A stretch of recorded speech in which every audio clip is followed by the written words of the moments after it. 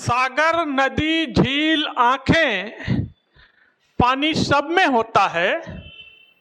सागर, नदी, झील, आंखें, पानी सब में होता है, फर्क बस गहराई का होता है। फिक्र क्या जो समुंदर से टकरा गई, हौसला था तो खंजर से टकरा गई, और पानी ज्यादा है तुझसे मेरी आंख में, ये कह के मछली समुंदर से टकरा गई। गुड मॉर्निंग बच्चों, कैसे हैं आप लोग? आज फिर एक इंपॉर्टेंट लेक्चर आपके सामने लेकर आ गए हम, और आज के लेक्चर में हम आपको सिखाने चल रहे हैं जो बहुत ज़्यादा इन दिनों आपके IIT-JEE के या एडवांस के एग्जाम में क्वेश्चंस आते हैं, थर्मल स्टेबिलिटी को लेकर। उनको क्या, उन क्वेश्चंस को आप कैसे हैंडल करेंगे, उन क्वेश्चन को कैसे सॉल्व किया जाता है, उन क्वेश्चन को लगाने का क्या टेक्निक होती है, आज मैं आपको थर्मल स्टेबिलिटी देखने का एक धांसू ट्रिक सिखाने चल रहा हूं, जिसके बाद से आपका कोई भी क्वेश्चन अब आपके एग्जाम में गलत नहीं होने पाएगा। तो बच्चों,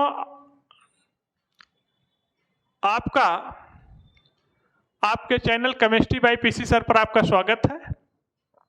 अगर आप इसके पहले के वीडियो न देखे हों तो YouTube में सर्च करिए केमिस्ट्री बाय पीसी सर, पीछे के वीडियो को देखिए, उसका एक अच्छा रिकॉर्ड बनाइए, क्योंकि बहुत ही इंपॉर्टेंट चीजें आपको सिखाई जा रही हैं, चाहे वो ऑर्गेनिक हो, चाहे इनऑर्गेनिक हो, चाहे फिजिकल हो या जनरल केमिस्ट्री हो, कहीं से भी आपका क्वेश्चन मिस न करने पाए, हर एक चीज आपको सिखाई जा रही है। इसलिए to be alert, to be active. तो आइए स्टार्ट करते हैं, थर्मल स्टेबिलिटी कैसे देखा जाता है, थर्मल स्टेबिलिटी के क्वेश्चंस को कैसे आप सॉल्व करेंगे। केवल मात्र एक ट्रिक सिखाएंगे, थर्मल स्टेबिलिटी का आपका कोई भी क्वेश्चन आपके एग्जाम में आने वाला आपसे गलत नहीं होगा। बस कॉन्सेप्ट को एक बार आप ध्यान से सीखिएगा, राइट? आइए देखते हैं थर्मल स्टेबिलिटी कैसे देखी जाती है। आपको बच्चों को एक ट्रिक याद रखना है, और वो ट्रिक है, हमारे एक फ्रेंड हैं, हमारे एक मित्र हैं, वो HOD हैं, हेड ऑफ डिपार्टमेंट हैं, HOD हैं,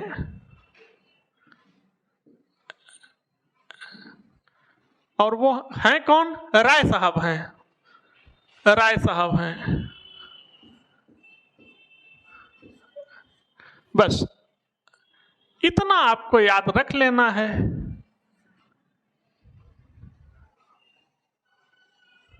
लीजिए, HOD राय साहब। सर इसका मतलब क्या है? इसका मतलब बिल्कुल साफ है बच्चों। HOD का मतलब है, यहां पर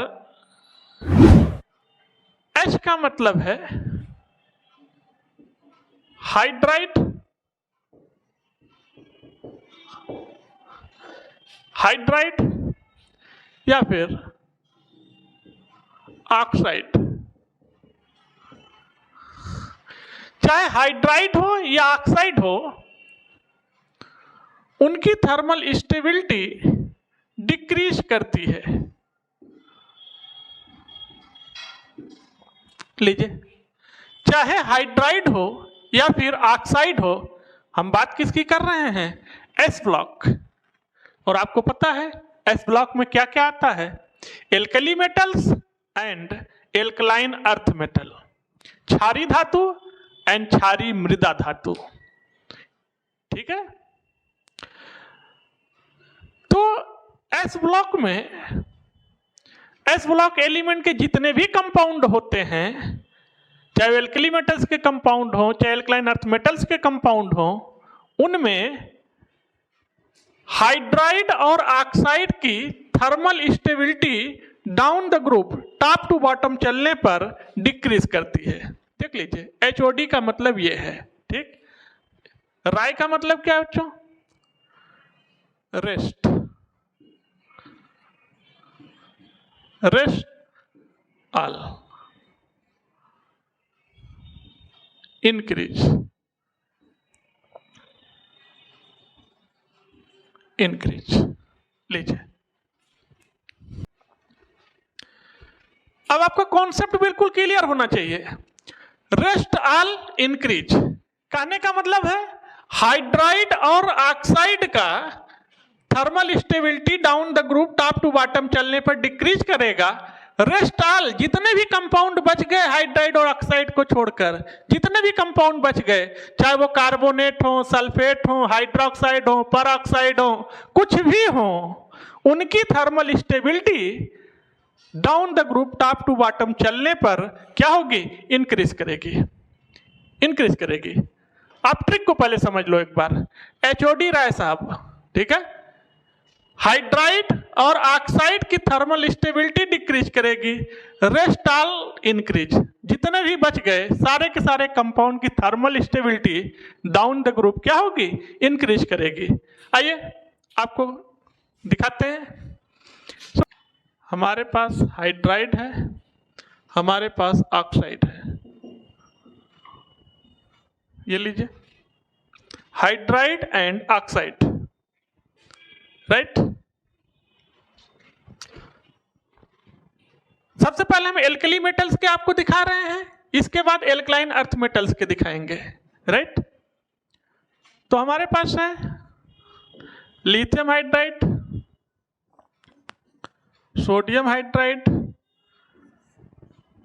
potassium hydride, rubidium hydride and that is the caesium hydride. अगर हम ऑक्साइड को देखें तो हमारे पास ऑक्साइड है लिथियम का ऑक्साइड, सोडियम का ऑक्साइड, पोटेशियम का ऑक्साइड, रुबिडियम का ऑक्साइड, सीजियम का oxide. We have to just want to check thermal stability of this compound. In compound की थर्मल स्टेबिलिटी को हम चेक करना चाहते हैं, राइट। तो आइए, जैसे जैसे आप टॉप टू बॉटम मूव करेंगे ग्रुप में, ऊपर से नीचे चलेंगे, इनकी थर्मल स्टेबिलिटी क्या होगी बच्चों? डिक्रीज करेगी। एचओडी हाइड्राइड है ना, ठीक है, इनकी थर्मल स्टेबिलिटी क्या करेगी? डिक्रीज करेगी। यानी सबसे ज्यादा थर्मली स्टेबल कौन सा है?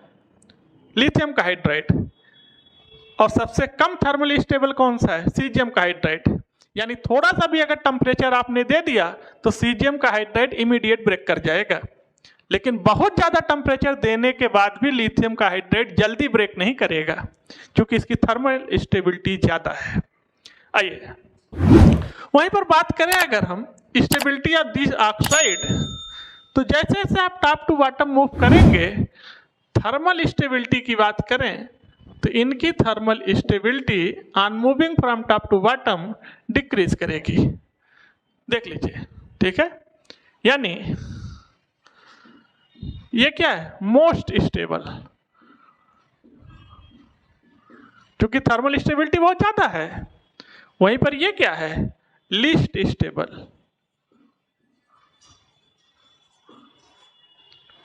अगर आप ऑक्साइड में देखिए तो मोस्ट स्टेबल, क्योंकि down the group thermal stability घट रही है, ठीक है, तो घटते घटते इसकी सबसे कम हो जाएगी, तो ये क्या हो गया? Least stable.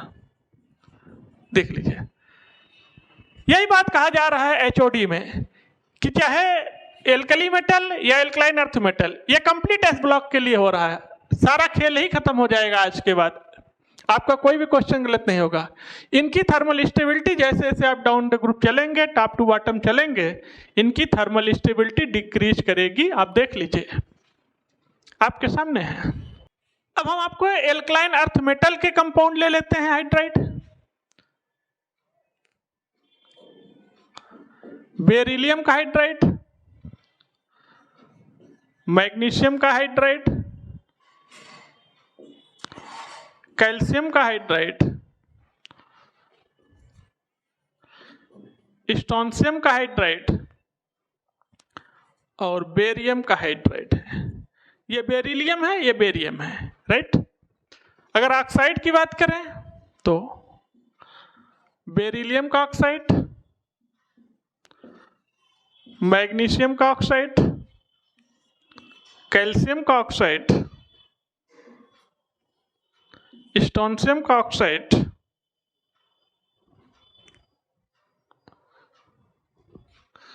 और बेरिलियम का ऑक्साइड। देख लीजिए,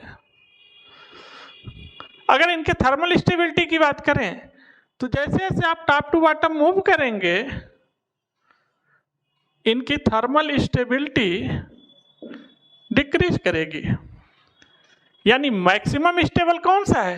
बेरिलियम का हाइड्राइड, और लीस्ट स्टेबल कौन सा है? बेरियम का हाइड्राइड। यानी most stable and that is the least stable. इसकी स्टेबिलिटी बहुत कम है, थोड़ा सा टेम्परेचर दिया ये ब्रेक कर जाएगा अपने आयंस में। अगर इनकी हम देखें थर्मल स्टेबिलिटी तो जैसे जैसे आप टॉप टू बॉटम मूव करेंगे इनकी थर्मल स्टेबिलिटी क्या होगी? घटेगी। HOD ट्रिक याद रखिए, ठीक है। यानी बेरिलियम का ऑक्साइड मैक्सिमम स्टेबल है, ठीक है, ये लिए ये लिस्ट स्टेबल है। देख लीजिए, आपका क्वेश्चन कोई गलत नहीं होगा। आपको ट्रिक याद रखना है HOD राय साहब, ठीक है। राय साहब हैं जो एक हेड ऑफ डिपार्टमेंट है। HOD का मतलब हाइड्राइड एंड ऑक्साइड की thermal stability down the group decrease करेगी ऑलवेज। अब जो और भी कंपाउंड लेके हम आपको दिखाते हैं, जैसे सपोज करिए कि हमारे पास है कार्बोनेट, हमारे पास है बाइकार्बोनेट।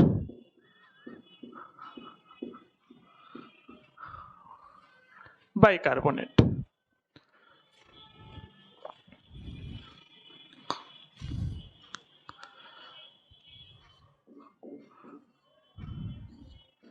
लिथियम का कार्बोनेट,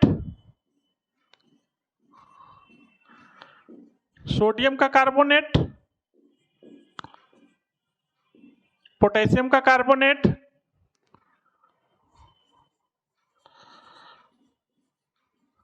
रुबिडियम का carbonate,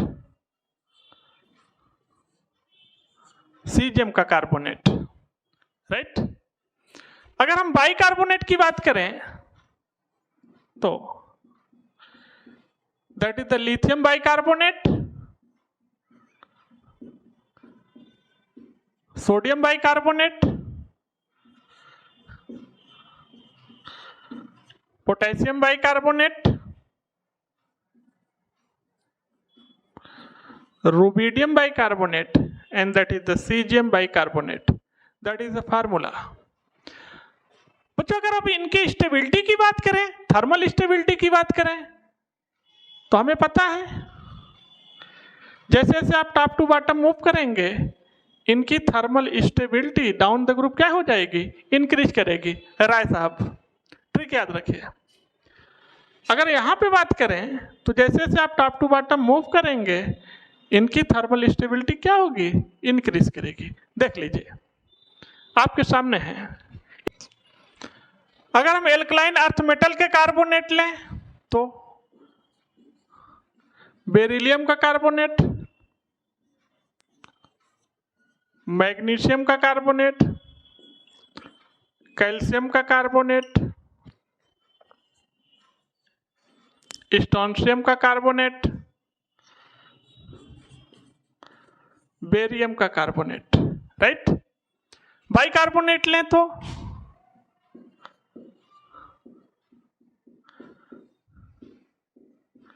beryllium bicarbonate, magnesium bicarbonate,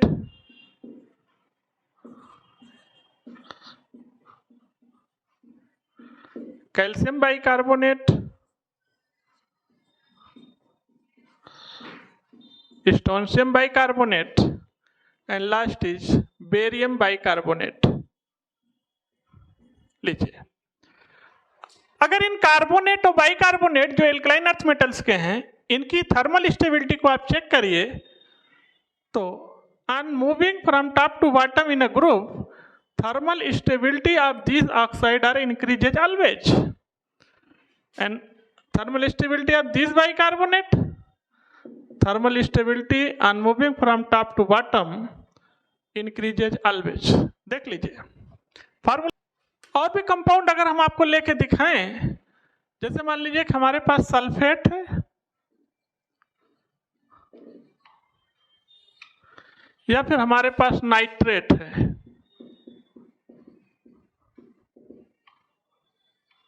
nitrate है, हमारे पास है एल्कली मेटल के सल्फेट,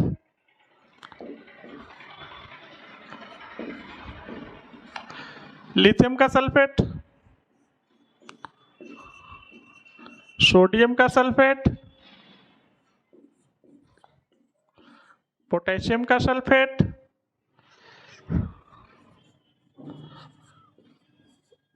रुबिडियम का sulphate, and that is the sulphate of caesium.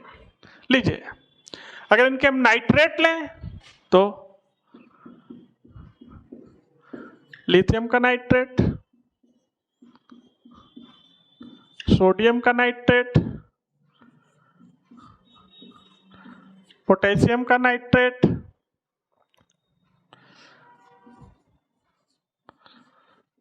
Rubidium का नाइट्रेट एंड सीजियम का नाइट्रेट। लीजिए अगर इन नाइट्रेट और सल्फेट की हम स्टेबिलिटी को चेक करें तो आपको पता है HOD राय साहब ट्रिक आपके सामने है।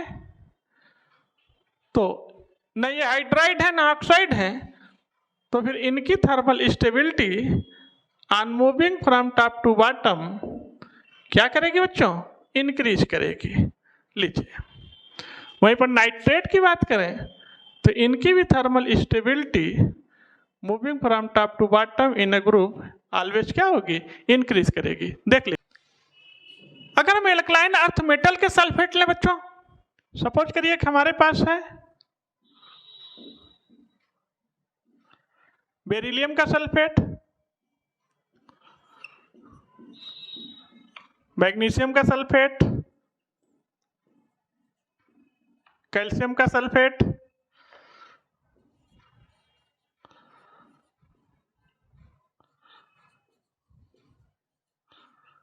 बेरियम का सल्फेट।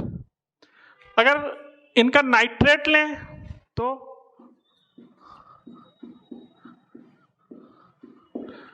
बेरिलियम का नाइट्रेट,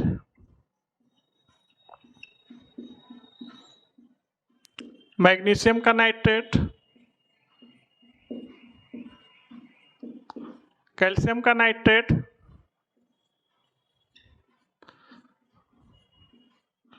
स्टोनशियम का nitrate and nitrate of barium. लीजिए इनकी थर्मल स्टेबिलिटी हमें चेक करना है। न तो ये HOD है, ठीक है, ये है राय, ठीक। यानी जैसे जैसे आप टॉप टू बॉटम ग्रुप में मूव करेंगे इनकी थर्मल स्टेबिलिटी क्या हो जाएगी? इंक्रीज करेगी ऑलवेज। और वही अगर हम नाइट्रेट में बात करें, on moving from top to bottom thermal stability of nitrate increases always. देख लीजिए आपके सामने है। एक बार अगर आप कॉन्सेप्ट को समझ गए तो कभी क्वेश्चन गलत नहीं होगा। और बहुत ज्यादा आपके नीट IIT JEE के एग्जाम में इन क्वेश्चंस आते हैं, ध्यान रखिएगा। कुछ कंपाउंड और भी आपको दिखा दे रहे हैं। सपोज करिए कि हमारे पास हाइड्रोक्साइड है,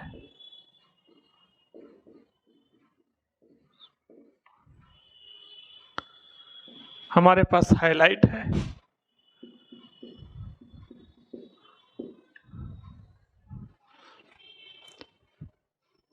हमारे पास है लिथियम का हाइड्रोक्साइड, सोडियम का हाइड्रोक्साइड, पोटेशियम का हाइड्रोक्साइड, रुबिडियम का hydroxide and that is the hydroxide of caesium. अगर वहीं पर हम हाइलाइट की बात करें तो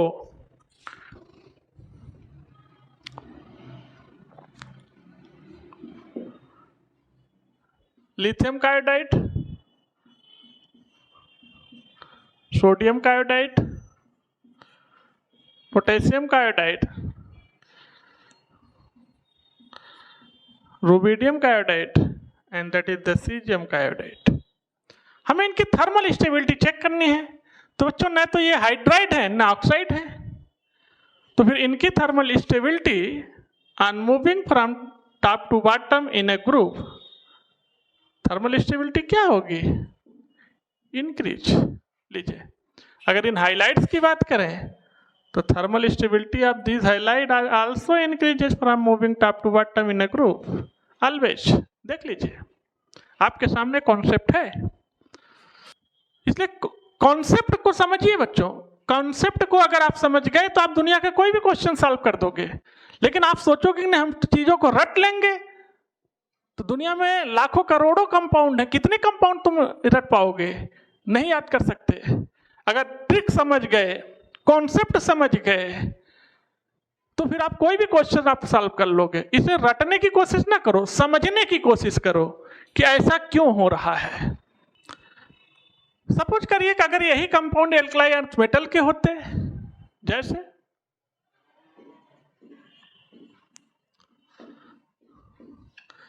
बेरिलियम का हाइड्रोक्साइड,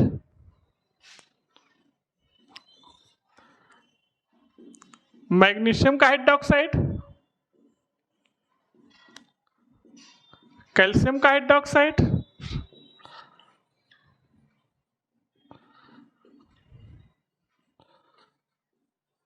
और बेरियम का हाइड्रोक्साइड लीजिए, और एल्काइन अर्थ मेटल के हैलाइड आप ले लीजिए तो बेरिलियम का ऑक्साइड,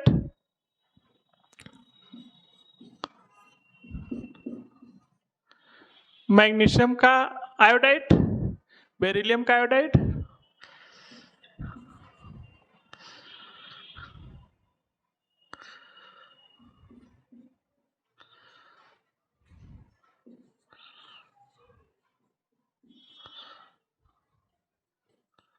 बेरियम का आयोडाइड, BaI2। अगर इनकी थर्मल स्टेबिलिटी को आप चेक करिए तो जैसे जैसे आप टॉप टू बॉटम ग्रुप में चलेंगे, इनकी थर्मल स्टेबिलिटी ऑलवेज क्या होगी? इंक्रीज करेगी, चाहे कुछ भी हो जाए। लाइक दैट थर्मल स्टेबिलिटी जैसे जैसे आप टॉप टू बॉटम मूव करेंगे, इनकी थर्मल स्टेबिलिटी क्या होगी? इंक्रीज करेगी। देख लीजिए, तो जो बहुत सारे क्वेश्चंस आपको करवाए, बहुत सारे कॉन्सेप्ट आपने बहुत सारा प्रैक्टिस किया, कुछ और आपको बता दे रहे हैं। जैसे मान लीजिए हमारे पास है लिथियम का परऑक्साइड, सोडियम का परऑक्साइड, पोटेशियम का परऑक्साइड,